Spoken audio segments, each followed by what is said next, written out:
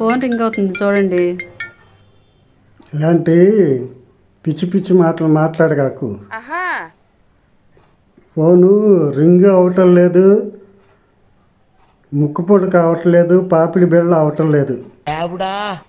Phone మోగుతుంది. చూస్తాలే ఎల్లు. ఎట్లేదు కదా, చూసాలే ఎల్లు. ఇంకా అరటి పండు తినే ముందు ఏం చేయాలో తెలుసా? మరి ఎక్కువగా ఆలోచించగాకండి. తొక్క తీసి పక్కన పడేయాలి, అంతే.